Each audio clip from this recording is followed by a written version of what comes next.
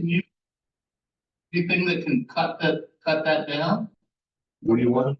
You're speaking through the whole out here. Yeah, okay, yeah, thank you. Okay. Oh, I think I know the answer. Yeah, so there's the outside. You and hopefully our AV crew can get that under control. So I'm Tom Tobin. I am Sergeant of Arms, Rotary Club of Hudson. Today is Always. October We want this. 2nd, 2024. Those are- Welcome all who are here. I'm afraid I didn't get the names of, I know Rich, so he's going to be So you speaking. can just turn that all the way down. And we have Hannah That with should us do it. today. Thank you for joining us here. I don't believe we have it in their desk, but I see some faces that I don't see every week, so I'm so happy to see you all. Let's see. Let's start out with the invocation. Kelly's going to be double duty today. Thank you, Tom. Okay. Next thing you know. Yeah, I'm gonna do a check if you turned it off. When we drink, we get drunk. When we get drunk, we fall asleep. When we fall asleep, we commit no sin. We commit no sin. We go to heaven. Let's all get drunk. And go to heaven.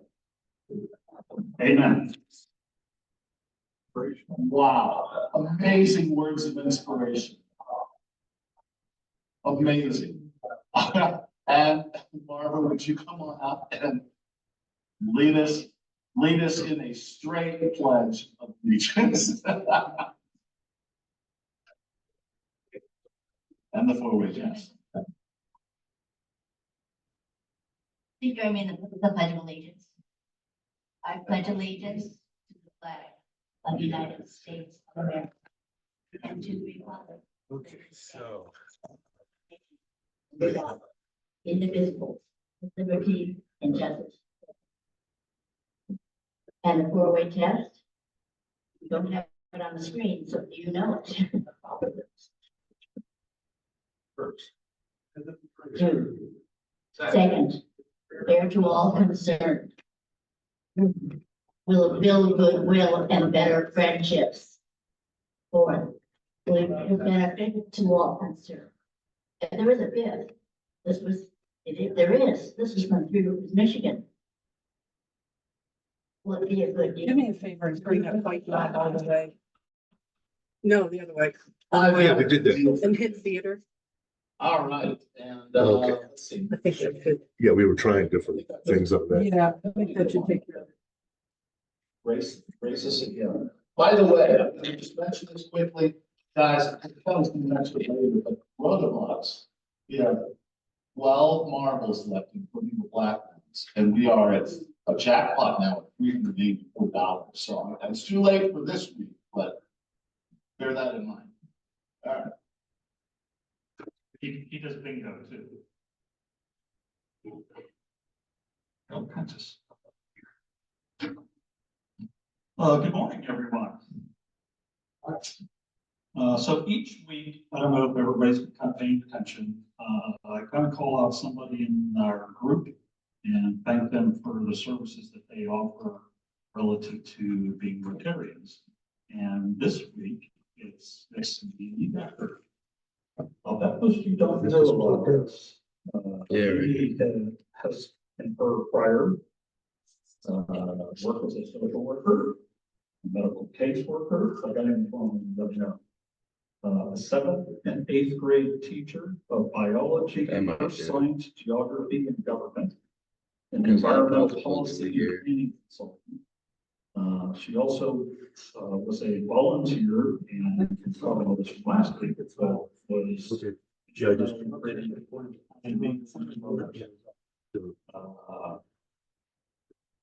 She has her bachelor's degree in sociology and anthropology from Carleton, is that correct? And her master's and doctorate from Duke, so from North Carolina. But most importantly, Mimi is a director of the Rotary Club of Hudson. She's a member of the Rotary Club of Hudson, and I'll bet there's no other event that we have that she doesn't attend. So Mimi, I bet you have 100% participation in everything we do outside of this room, which is to be commended. I'm not going to pass around that salvation sign up thing. Waiting for yes, I'm waiting for Jim Lane to pleasantly appear, and then I'll hand over that thing. But there were a number of times that were still missing. Oh, Jim, there you are. I got something for you. There are a number of times that are still missing. So, it'll be to flip through here a couple more times. There was a club directors meeting today, right after this meeting. There's a foundation meeting next week, right after this meeting. And there's also Fun Day next week. Also, Maryland, I think, asked me, would we have Rotary the day before Thanksgiving? Well, I had to think about that for like a millisecond. No. So I believe that is the 20, you remember the date? Whatever the day before Thanksgiving is. It's the last week of November. So. Are they good now? Yeah. I think just what change in the switch. I guess. I'll over today. Probably. Producing our guests. Thank you, President Kelly. Good morning, fellow Rotarians and guests, including those who are joining us via Zoom. Today, I am really pleased to introduce our speakers, Rich Pekarsky and Hannah Schindler.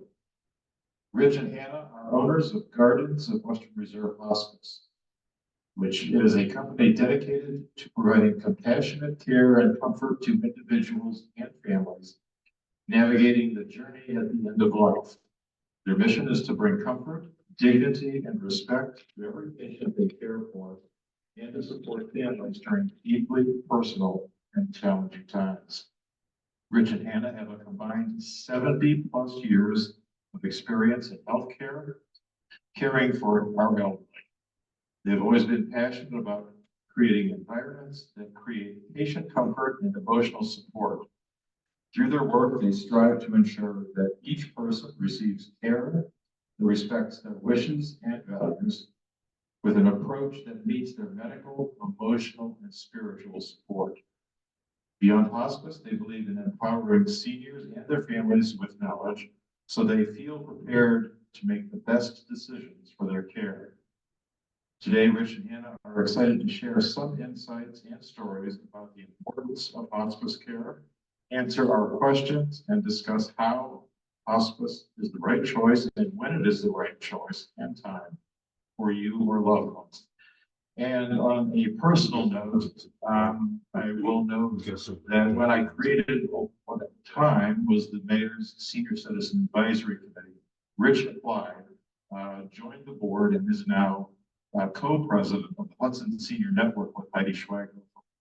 And Rich and Hannah are incredibly active and valuable members of that group. So thank you for all that you do, and I'll turn it over and let Rich and Hannah tell us about hospice.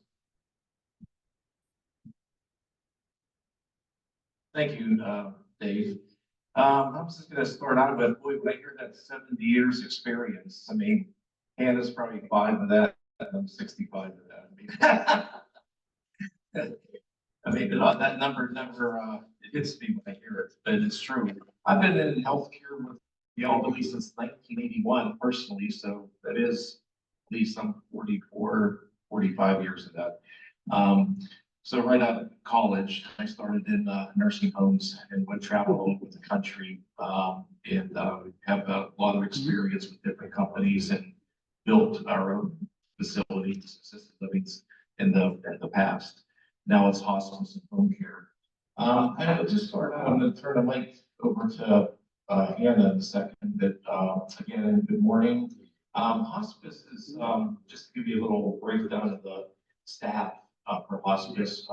It consists of a medical director that oversees all the what we call our care plan and care of anybody that's on our hospice program. We have a director of nursing. We have registered nurses. We have LPNs also. sorry. And then, we have caregivers, we have a social worker, master social worker, and a chaplain. So that's kind of a breakdown of the hospice team. And I'm gonna let Hannah go, from here, then we'll be sharing some information back and forth with the mic. Thank you, Rich. And thanks again for having us here and inviting us to talk about hospice. At the beginning, I think someone had mentioned about going to sleep and going to heaven. You guys really need us here today, so thanks for having us again. Yeah, hospice is never a term we think of as a positive thing, right? And we're here today to tell you that it is a positive thing. Truly, hospice is supporting the patient, the family, for making that decision to have the best quality days until the end of life, whenever that may be. A doctor may give you a 6-month time frame, and that could be 4 years. You just never know. With hospice, it is a proven fact that anyone on hospice services live longer than if you didn't have the service.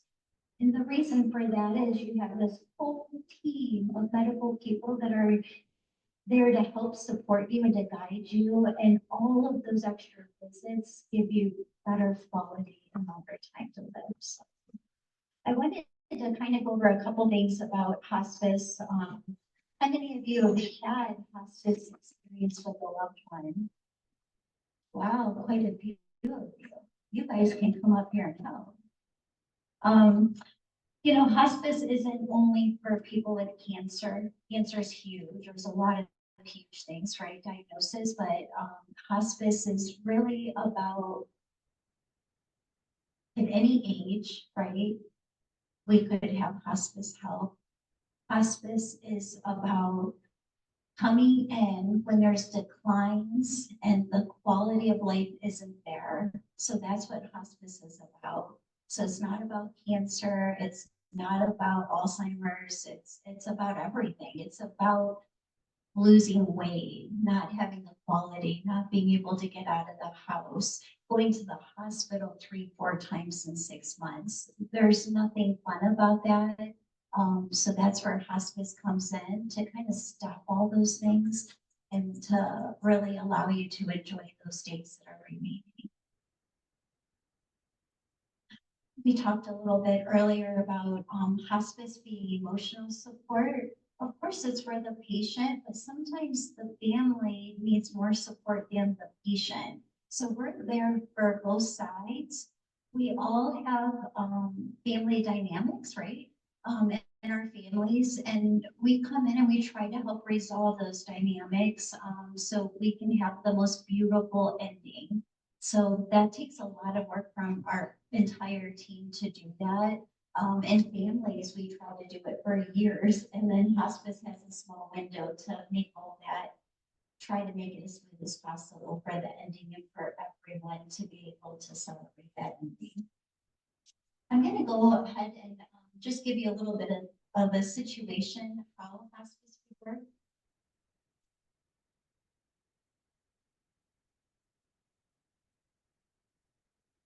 We're going to talk about Mr. Cook today. Mr. Cook is 72 years old. He's a retired teacher. He has been living with advanced congestive heart failure for the past 5 years. Despite frequent hospital visits, medications, his condition of quality of life has declined. He finds himself struggling to breathe, fatigue, anxiety about what the future may hold. After talking over his condition with his cardiologist, Mr. Cook and his family decide to explore the hospice option. A hospice nurse meets with Mr. Cook and his family. They explain how they can support him in his own home and provide the comfort-focused care instead of reactive care. The hospice nurse begins by adjusting Mr. Cook's medication, which eases his breathing and helps him be more comfortable. A social worker helps Mr. Cook and his wife discuss their concerns and plan for their future, which brings a sense of relief and control, maybe for the first time in months. The chaplain listens to Mr. Cook's worries about leaving his family and offers support. A hospice volunteer visits twice a week to keep Mr. Cook company, sharing stories and helping him write letters to his grandchildren. His family appreciates the respite they receive from the caregiving. They feel supported by the hospice team and the 24/7 availability for any emergencies. After a few weeks, Mr. Cook tells the hospice nurse that he finally feels like he's living again. And that's what hospice is all about. It's about living. Instead of trying to survive every day, the support from the hospice teams helps both him and his family feel more at peace, knowing he's comfortable and he's not alone. So hospice takes place anywhere where the patient is. It could be in their home, it could be an assisted living, a retirement community, a nursing home. So we go wherever you are. And hospice is a benefit that it is free for you. Rich and I, if there is any additional costs, we just, we take care of that ourselves. So when you're younger than 65, all of us on our health insurance, we don't think about that, right? We think about other things related to health insurance, but we all have that hospice benefit, which is so important. When you're over 65 and on Medicare, then of course, you know, that is covered by under the Medicare benefit that you worked for. So, so I just want to kind of open it up to any questions that you guys may have about hospice. Just a couple words too, and I think it's gonna be good for, questions, the specific ones that you have that we can answer for you. But one thing I like, a couple takeaways. One, the hospice is such a bad word, and everybody just doesn't like to hear that word. We have so many families that where they're finally on hospice, which is a medical director has to sign off on that. A doctor, I should say. Families, I don't know how many times they say, don't use the word hospice to mom or dad, so, it's just one of those things. It's such a negative word because it associates with dying, but like Hannah has stated, it's a lot of positive and more living, when you have a whole interdisciplinary team with caregivers, nurses, chaplains, social worker, medical director, and even volunteers. We have a big volunteer program that are helping this patient along. But again, hospice isn't a bad word. One thing I'd like to also add to that, piggyback on, is that a lot of people, because it's such a negative word, and don't realize the help that you can get, is that people will sign up for hospice when they finally make that decision as a family, really a lot of times way too late. I mean, sometimes we get hospice patients that sign up and they're pass away within 24 hours. There's really no benefit to that. It's really important to get into hospice early on. So the whole team, the nurses, the medical director, the caregivers, the chaplain, the social worker, get to know the family, get the likes, dislikes, so it's not like a fire drill when somebody declines immediately. It's good to know the patient, know the family, know all the dynamics, have that. It works out a lot better that way. So when the doctor does say that, that you qualify for hospice, whatever the diagnosis is, it's important to make that decision quickly and then give the team an opportunity to do a lot of positives.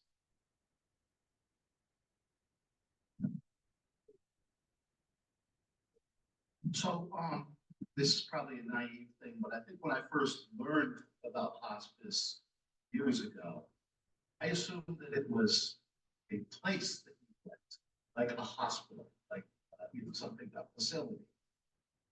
My question is, I mean, what the model that I think that you're doing is probably more folks in their own home, with your folks coming to them. Is there am I wrong about my original assumption? Are there facility, hospice facilities too I mean, I'm not saying that's obviously your mom, but I mean, is there that in the world too?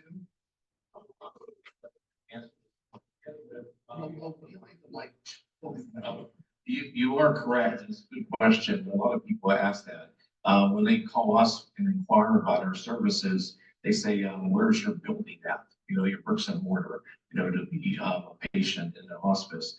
And no, that's probably, if I had to give a percentage, people that are in a hospice facility, maybe that's 5% of the population, and 95% the hospice is given in either nursing homes, assisted livings, or your home, your actual home. But that, and again, you to qualify to get into a facility, most of those hospice facilities are 20 beds, maybe 25, they're not like 200 or 150 or 120 like a nursing home.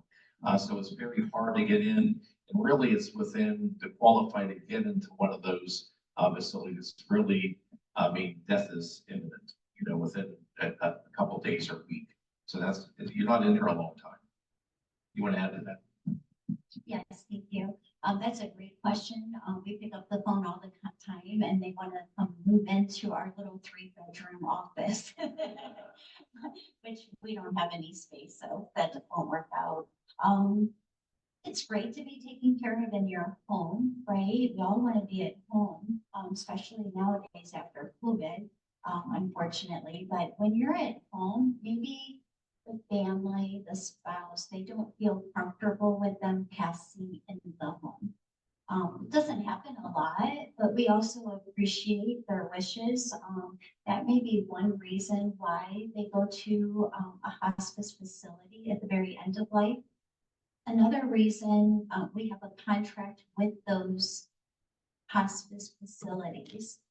So we utilize them as well. If we have someone at home that's having pain issues and we're not able to manage it at home, then we can have them go to one of those facilities and be more aggressive to make sure that they are comfortable and then we can get that pain under control. Again, that doesn't happen too often, but there are certain diagnoses that are more painful than others. And that's our goal, is comfort at all times. So those are a couple of reasons why someone may go there. Although they're 24/7 at the facility, our group, we still go in and we're still servicing the family. So we're not cutting off that relationship. We're still there through the end. So you may have covered this, but my understanding, the essence of hospice is that you will not take measures along life, but rather palliative care to that patient. Not only the condition for they was in cancer, but some other condition.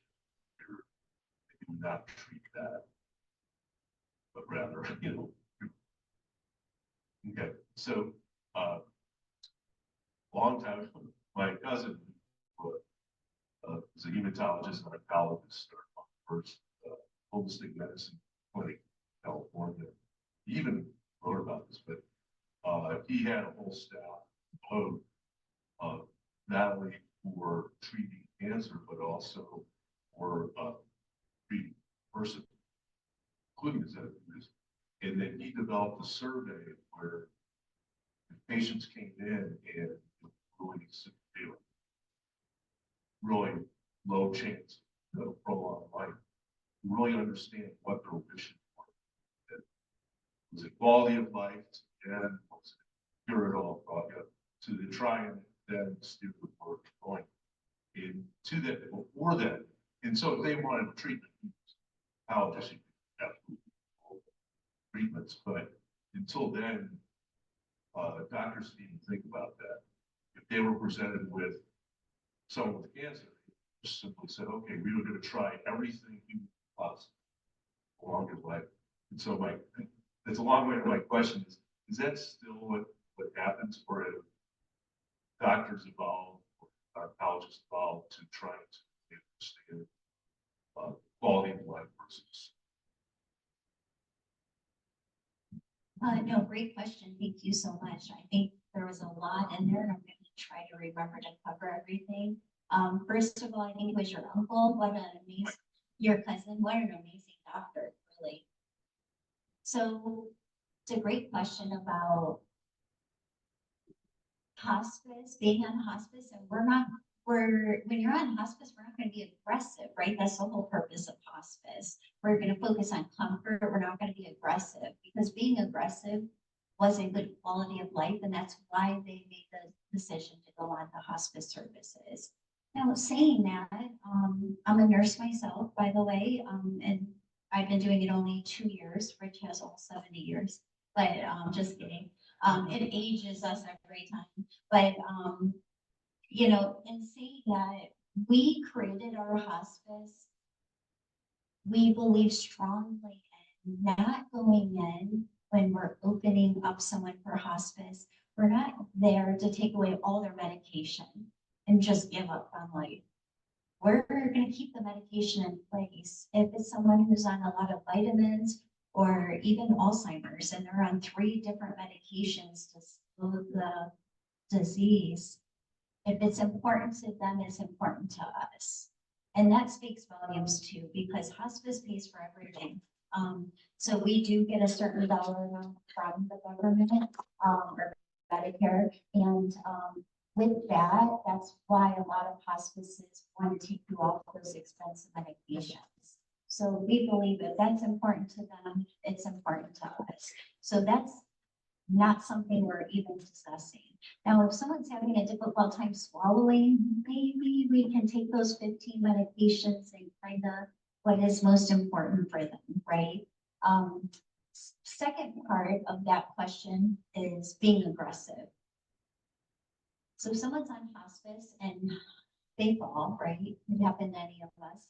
They fall, they break their leg. They want to have surgery. You're allowed to have surgery and be on hospice. So it is kind of like a myth that we don't do anything at all. We are, because that's quality of life, being able to walk again or to transfer or to be more independent. So again, hospice is about comfort, but we're also going to possibly have a physical therapy for a couple of visits, so you can be more independent, which therefore is better quality of life for the patient. Did that answer the question? No, whether doctors consider the hospital Good question. There are physicians that are still confused on the word hospice. We call them and they want to be aggressive and they're not ready to die tomorrow. Well, we were aware of that, but this is the family's wishes. They can still see the cardiologist, they can still see their physicians, all of them, and receive help, adjust medications. But not all doctors really understand what we do, and that's up to us to educate them. We educate families every day, patients, doctors. We struggle the most, I think, with the healthcare side of it, unfortunately. Just wanted to add, because that's like I said, an assumption people take for granted. We can be aggressive when somebody's on hospice, but typically the definition of hospice is end of life comfort measures and quality of life, you know, once they're on hospice. But a good example, like Hannah said, that happens sometimes is if somebody falls, they can get surgery and get, you know, their fractured hip repaired, you know, so there's ways around that. And the other thing is, if you wanted to, hospice is such a great benefit. One, it's free. And then number two, if you decided to, after like 3 months, you want to be in hospice, it literally is a signed signature. You're off hospice. You're back on traditional Medicare. So it's foolproof. I mean, you get the benefits for free. And then all of a sudden, hospice isn't, you know, for me. You know, this isn't working out. Signature, you're off hospice that day. This is partly in response to the questions about the doctors and whether, what their perspective is about one of their patients transitioning to hospice. My husband was on 3 rounds of different chemo protocols. He finally had it because he wasn't recovering between the treatments to the extent that his life was worth much to him. And so when we went to his oncologist, who was the director of Simon at that point in time, he looked at Larry and he said, okay, but what, it's time for you to go off if that's the impact on your quality of life. So my advice is that you immediately go onto hospice.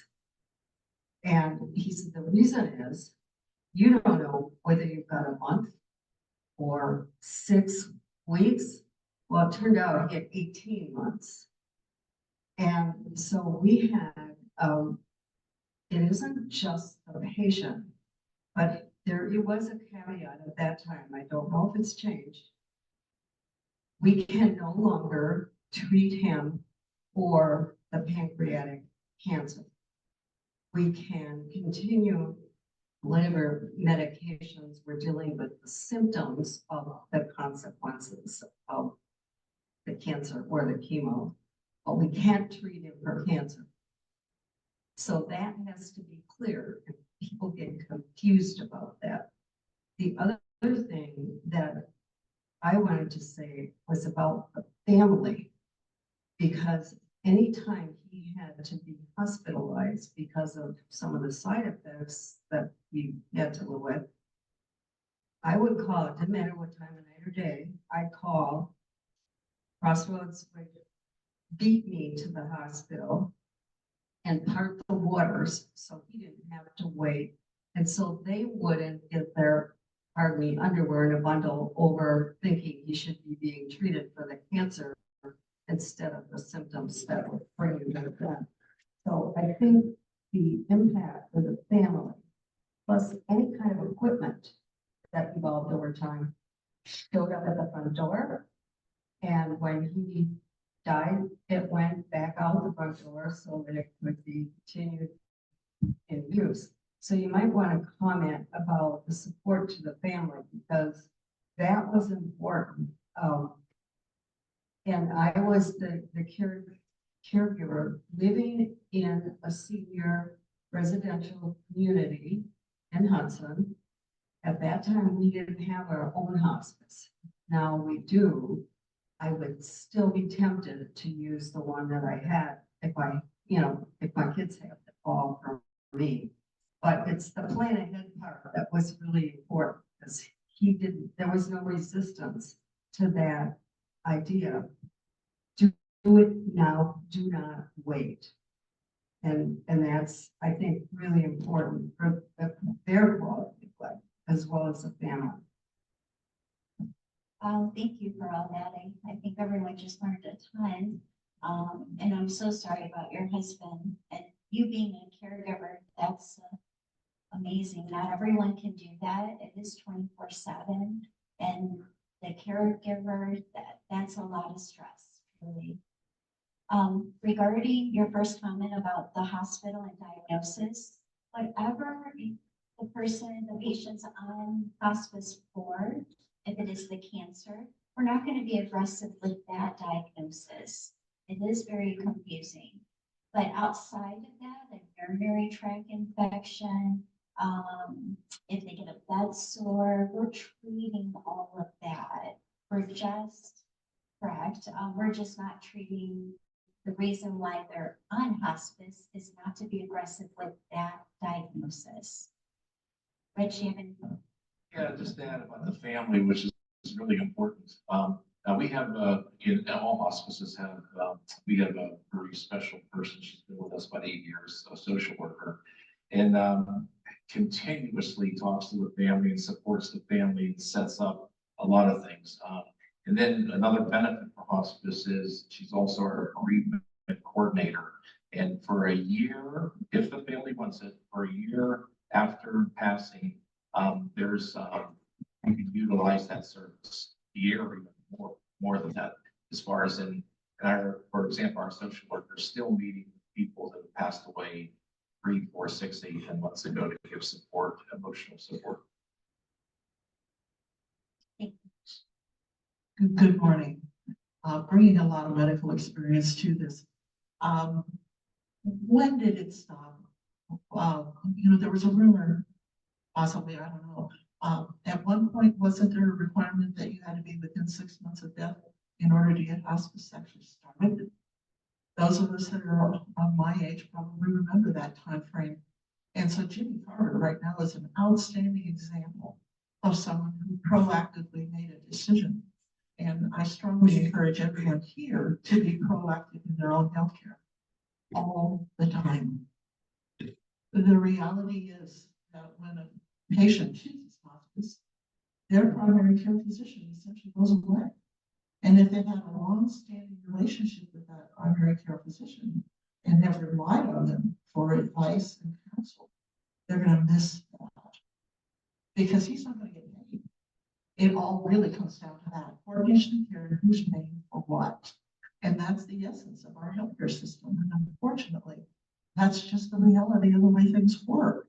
So if you have a cardiologist, a pulmonologist, a nephrologist, a diabetes doctor, those people essentially fade into the background because they're not going to get paid. That is true, correct? Actually, all of our patients see all their physicians. Everyone we have on hospice and over the last 10 years, it might be less than 1% that they utilize our medical director. So we take orders from the primary care physician. They're still their physician. When did that change? Yeah, not that I'm aware of, but again, maybe hospices do things a little different. I'm not sure, but yeah, they've always have been able to, and they continue to see them. We get our orders from the primary care physician. For Medicare, we can't sign those orders. We call them for comfort meds. We call them for every move we make. I also would like to reiterate that very, very often, unless the patient's family is proactive, the decision and the orders from the primary or the physicians are often so late. It was personal for me in several situations. My mother-in-law as well as my own husband. So we had the orders, but we never even really got things started because they passed. Thank you for sharing all that. I did want to add your other part of your question too, but to qualify for Medicare is that 6-month statement, and that is still true. To get on hospice, that primary physician or pulmonary or oncologist has to, in their head, I mean, no one knows, but the man upstairs, that 6 months or less, death is imminent. But we've had residents that were on hospice 2 years, 3 years. So I mean, but yeah, that is the qualifications within 6 months or less to qualify that the doctor writes that order and then we come in. So correct, we're reevaluating. We meet as a hospice team with our medical director every 2 weeks to talk about every single patient. We go into details. It's a very long meeting. If you actually add the primary physician on hospice. When they get on hospice, we get those medication orders or treatments. Then our medical director and our whole interdisciplinary team, they might notice something. Say a nurse 3 months on hospice notices, boy, Mrs. Jones is really suffering from this. That medical director will maybe change one of those medications, our medical director, in order, and then make it. Correct, yes, they communicate together, but it is the primary care physician that makes all the moves, and we make the recommendations because that's what we specialize in. Along with the 6-month diagnosis, it's really up to the medical side of it to paint that picture. Okay, we've had 7 hospital stays in the last year. We've lost this much weight. So we're putting all those things together and saying life is going to be limited. This is the diagnosis that would qualify them. Although sometimes we pick a diagnosis and in 6 months we may change that diagnosis because something else is preventing them from that quality. So again, officially it has to be 6 months, but like Rich said, no one knows, and it could be 3, 4 years. Our longest ever was 5 or 6 years, like back in 2005, aging us again. So, as long as we can continue to show that there's decline, then they can stay on hospice. And just a quick note, I mean, he's here in Hudson, he's been with us forever, Dr. Cash. It all depends on your primary position, as far as, like him, for example, was extremely involved with his patients. So, it all depends on the primary. Good morning. I've told you guys this before, I don't know how you do it. But what a big heart you have to have to do something like this. My curiosity is, how do you staff it? How do you have quality people that are on board that, offer care, quality care that you have a reputation for all of your patients? Service industries today are very difficult staff. Just curious how you do it, and also how do patients learn of, you have reviews on Facebook or that common way of sort if you want to have hospice quick. Well, I'll start with the staffing, or then maybe you can talk about the website and some other ways to learn about us, because we have a lot of Googleable reviews that you can actually look at and see. But on the staffing, yeah, Jim, it's really hard. It's always been the last 6 years, right before COVID, but after COVID, it's been an industry nightmare. That's really, it's not just restaurants, it's not just hotels. I mean, it's nursing homes, assisted living. It's so bad in nursing homes and assisted livings that our home care company is hired to take care of residents in the nursing home. So here's a family paying a nursing home monthly bill or assisted living, and they're hiring us to come in because they can't staff it in a nursing home or assisted living. So it's really something about a change here. But we're fortunate on our hospice side that we've had a lot of longevity. Our caregivers have been there, we've been around our hospice side. We've been dealing with death and dying for a long time, those 70 years. But the hospice has been around for about 10 years, and our caregivers have been there 6, 7 years, director of nursing, and so forth. But it is hard. We always look for that person in the interview process with empathy, compassion. And it's so important that you're in it not for a paycheck, but to have that, kind of heartfelt care. We always tell our staff, it's true. It's such an important honor to take care of your loved one on hospice, our team. We're literally writing the last chapter. So if you're alive for 60, 70, 80, 90 years, we're helping write that last chapter of your life. So it's really something very important. Thank you, Rich. And Rich and I, he's really big, but we're very small as a company. And in saying that, with staffing, hospice is one-on-one. You can't have 1 to 50 like they do sometimes in assisted livings or nursing homes for the morning. It has to be one-on-one. So we're so small. If we have a nurse that's sick, our director of nursing will go out to do that nursing visit. So we're very hands-on. Our whole entire team can meet with families, give them information, sign paperwork. So everyone can multitask, which is important. We don't want to be huge. We want everyone to know who we are. And when you call that hospice line, you're not getting a nurse you've never talked to before. I've had some wonderful experiences with hospice care in my lifetime. And it's that period of time where the family is prepared to handle that eventual thing happening. That's what I think the real value of this, one of the real value of the principles. But it's always been in an institution. How do you handle that last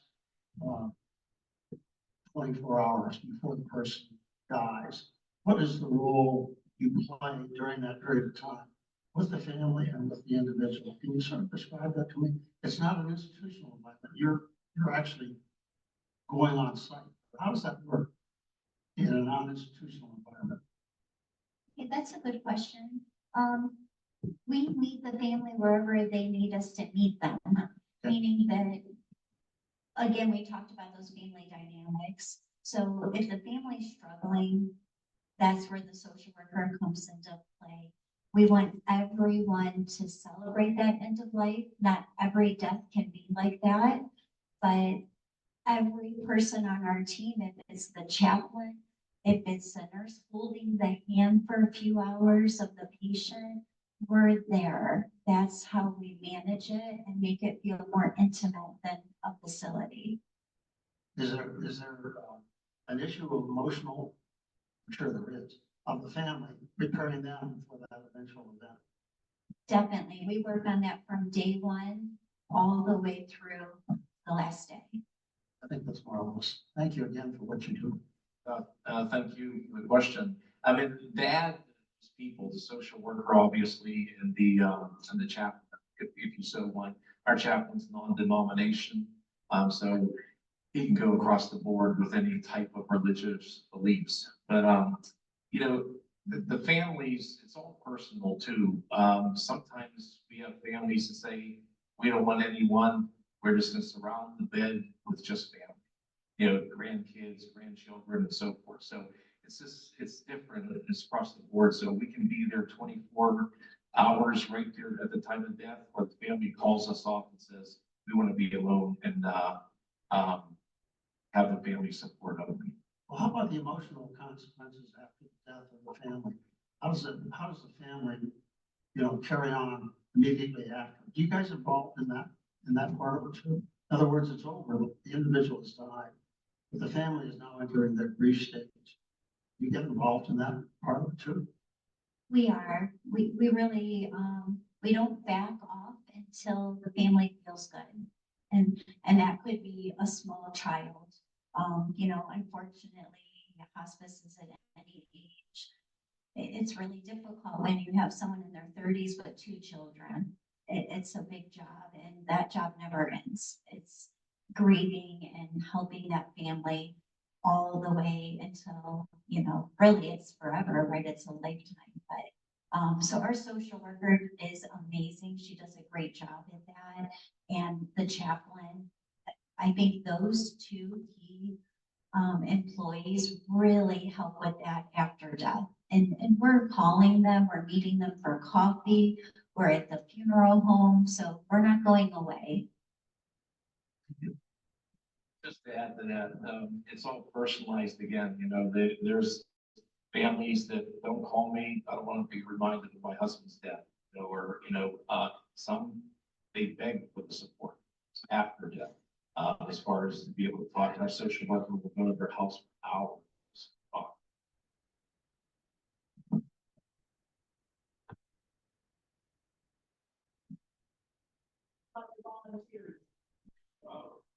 By the way, if you guys want to volunteer, my son, Richie, he's heading that program as far as the volunteer program.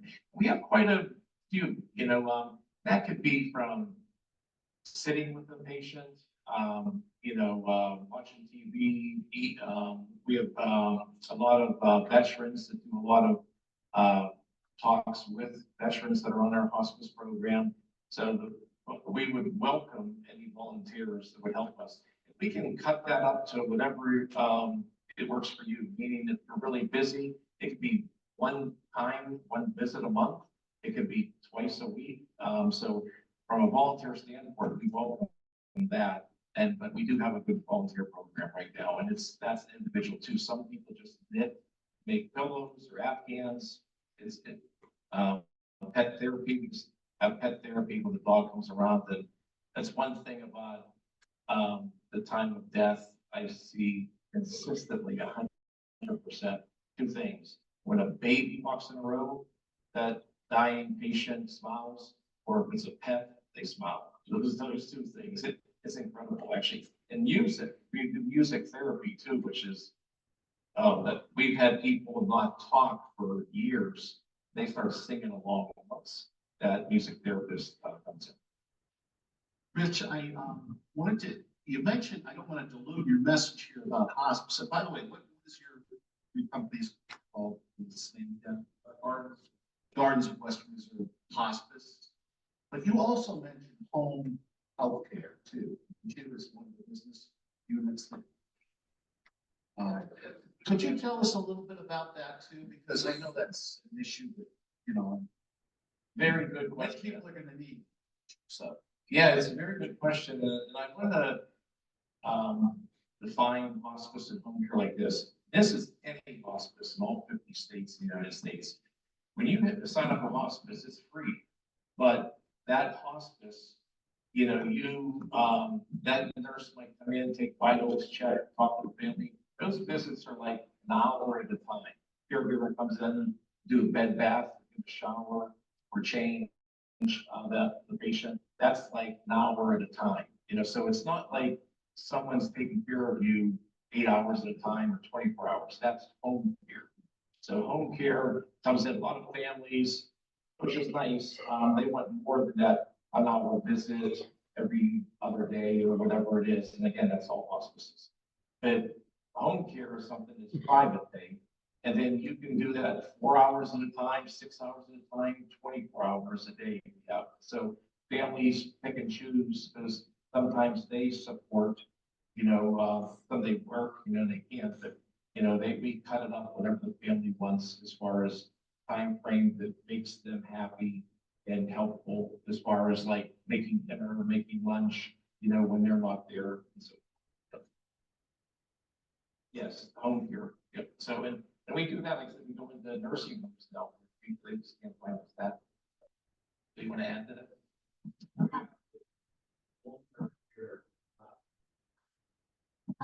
Actually, long-term care or home care.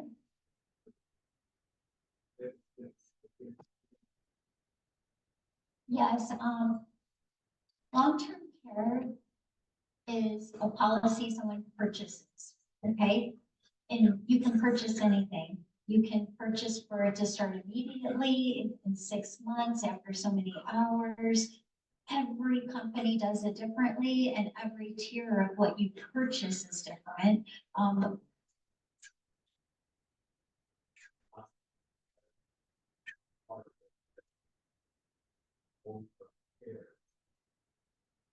Correct.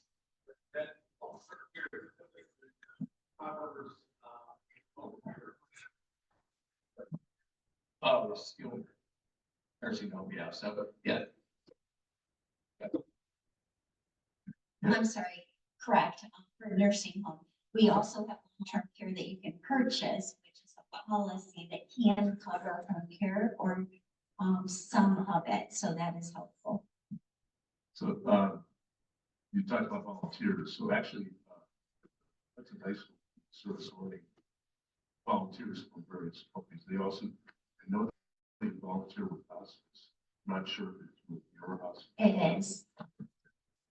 Now, we're often, used to be able to work, but we're often accused of indoctrinating students, indoctrinating them with compassion. But thank you for the compassion. I heard this. How many hospice patients can you accommodate at any given time? And does that just depend on how many volunteers you're able to coordinate? Well, it's, you could have like Crossroads has hundreds. You would just hire more nursing, more staff to supplement for that. For us, we're small. We have about 40 patients. We know every single one of them. And with 40 patients, you might have 2 or 3 nurses. We staff it with 6.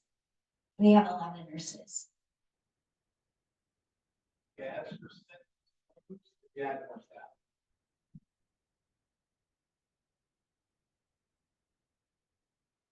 Thank you so much for your time.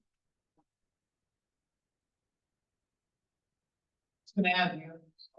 We will have some, goodies in the back there, brochures, if you wanted to take them when you left. All right, guys, Rotobuck.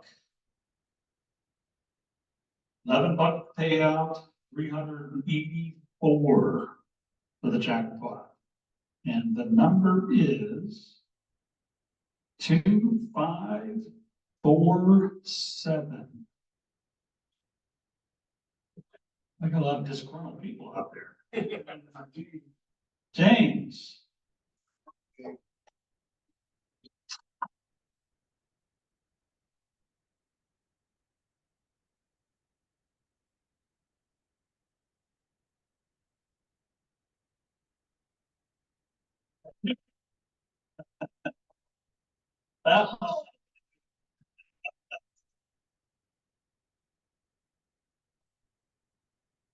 All right.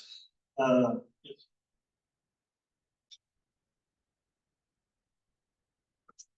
Did not.